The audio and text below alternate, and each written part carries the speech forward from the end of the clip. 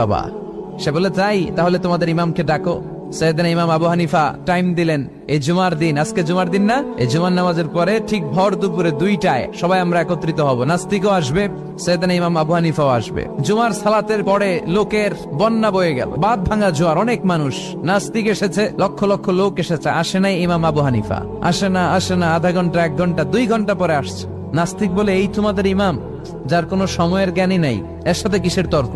সাইয়েদনা ইমাম আবু হানিফা বলে, ইনদি উযর, আমার ওজর আছে। কি ওজর? সাইয়েদনা ইমাম আবু হানিফা বলেন, আমি ঘর থেকে বের হয়ে আসার পথে একটা নদী পার হয়ে আসতে হয়।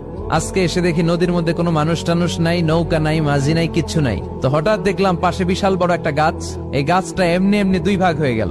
হঠাৎ গাছ থেকে এমনি এমনি লম্বা তক্তা হয়ে গেল, এমনি এমনি তক্তাগুলো জোড়া লেগে নৌকা হয়ে গেল। আর নৌকা আমার সামনে আসলো, মাঝি ছাড়া, লগি বৈঠা ছাড়া। আমি নৌকায় যেয়ে বসলাম, নৌকাটা আমার নিয়ে টান দিয়ে সাঁ করে ওপারে নিয়ে গেল। তো এই